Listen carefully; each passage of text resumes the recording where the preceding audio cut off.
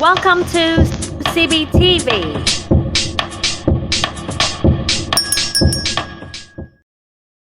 Chapter 2 Sightlessness. A cloud never dies. Death is essential to making life possible. Death is transformation.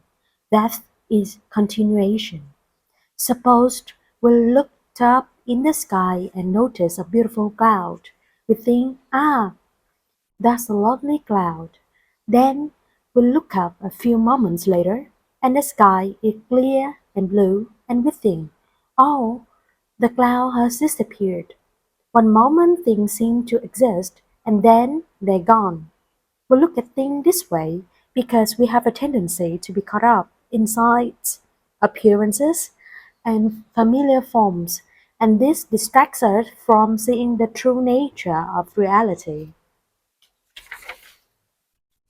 When we see something we recognize in the phenomenal world, like a cloud, we say it is there, it exists. And when we can no longer see it, we say it is not there, it no longer exists.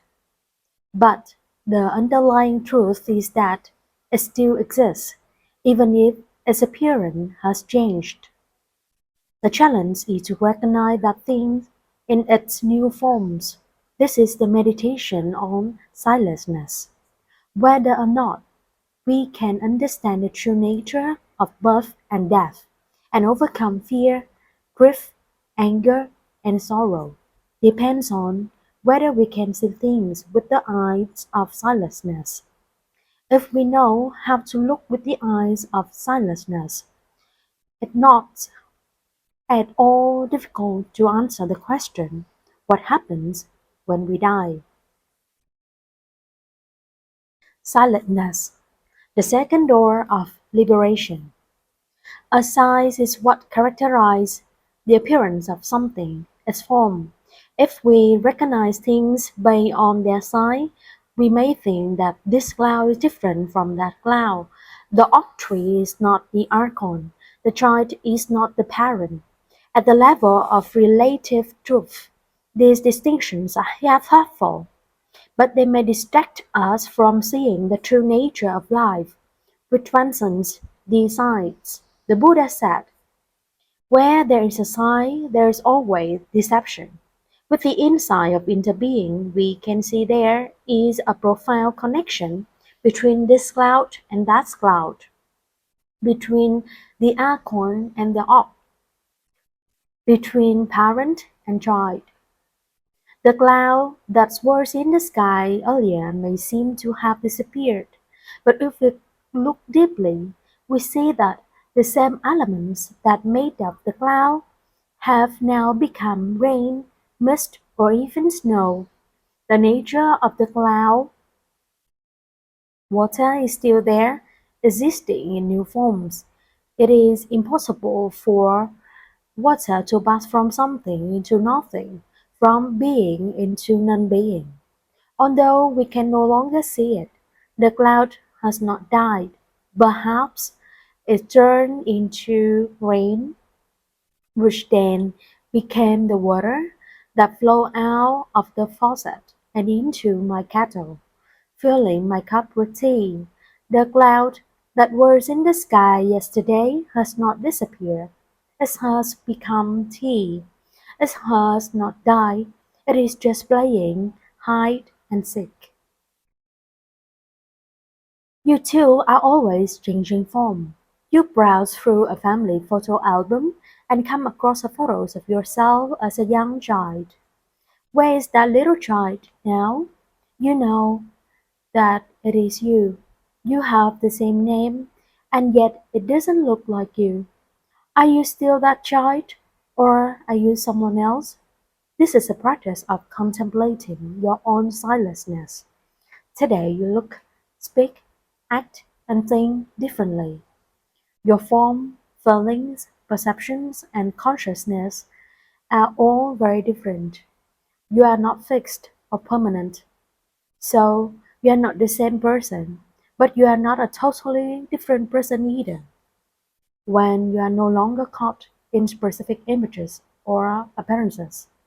You can see things more clearly. You can see that the little child is still alive in every cell of your body. It is possible to listen to and take care of the little boy or little girl in you at any time. You can invite that child to breathe with you, walk with you, and enjoy nature with you. Your birthday.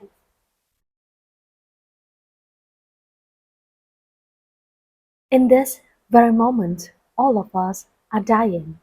Some of us are dying more slowly and some of us more quickly. If you can be alive now, it is because you are dying at every moment. We might think that someone else is dying and you're not, but we shouldn't be fooled by appearances. There are two levels of truth about birth and death. At the level of conventional truth, we can say they birth and death, beginning and ending, creation and destruction. We can, for example, look at the calendar and put in the date of when someone was born and when someone died.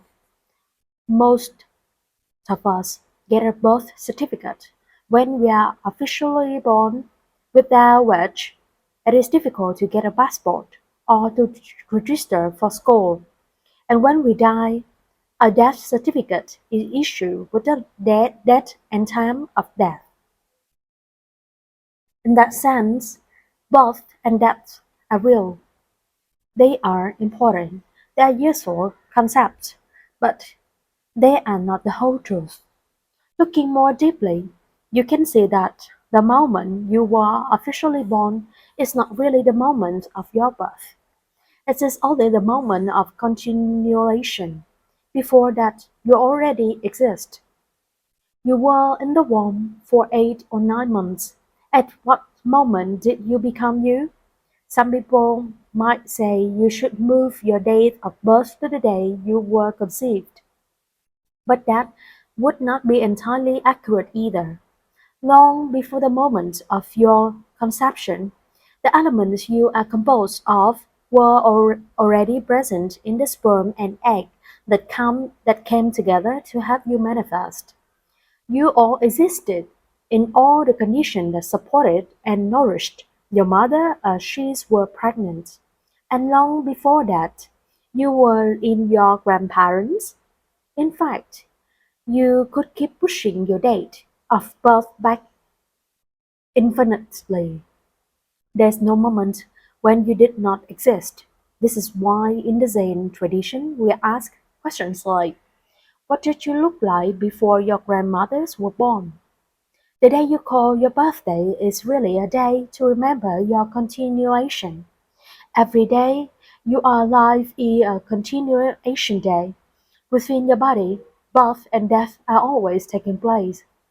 We are coming into existence and going out of existence at every moment of our life.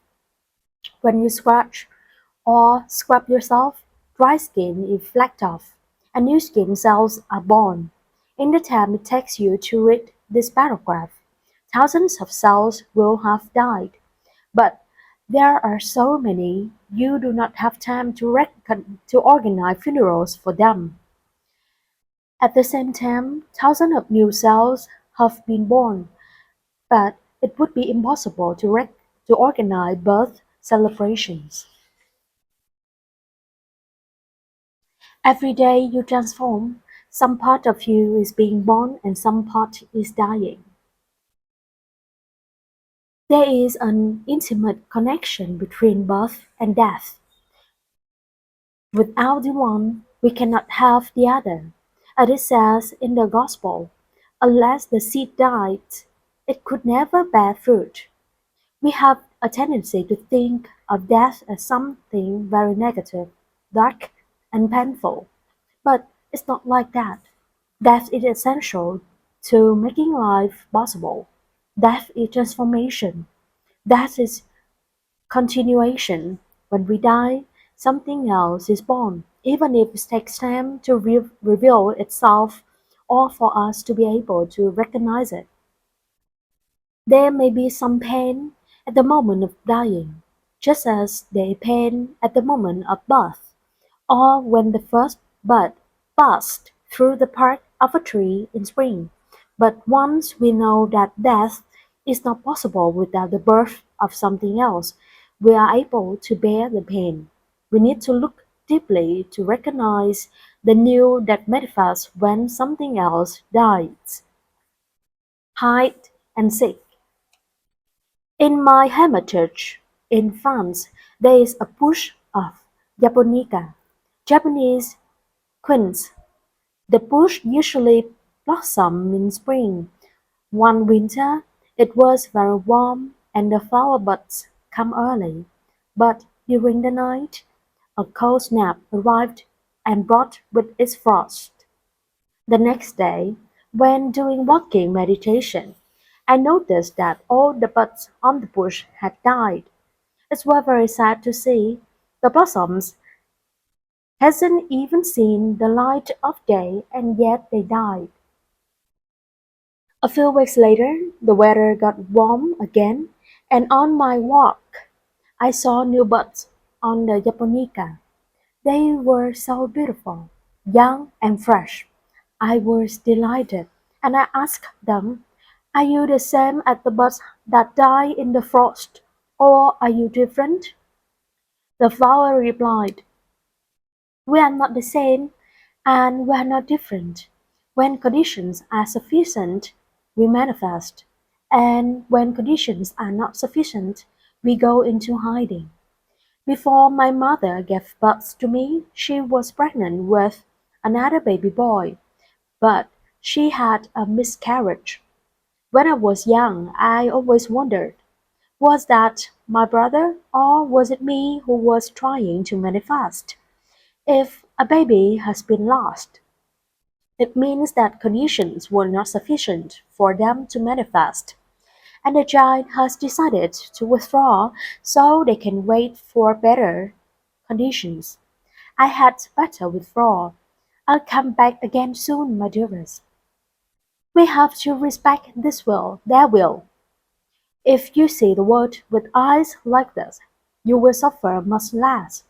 Was it my brother whom my mother lost? Or maybe I was about to come out, but instead I said, "It isn't time yet," so I withdrew. The insight of emptiness and solidness can help free us from our grief. The little baby has no separate self. The baby is made of the mother, the father, and so many other causes and conditions.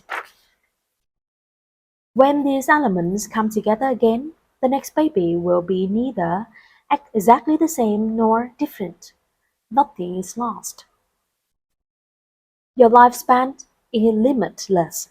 When we speak about a date of birth or time of death, these are just notions.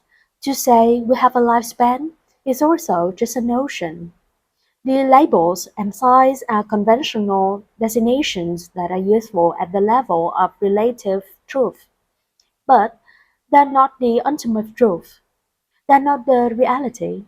If you are afraid or if you are afraid of or angry or sad about death, it's because you're still caught up in our incorrect notions of birth and death. We think death means that from something we become nothing. But if we see all the ways in which we exist beyond our body, constantly changing forms, we realize nothing is lost, and we no longer feel so angry or afraid. When a cloud becomes rain, we may be tempted to say that the cloud has died, but we know the cloud's true nature, water, hasn't died at all. It has become rain. If we want to see the true nature of the cloud, we have to free ourselves from the sign cloud.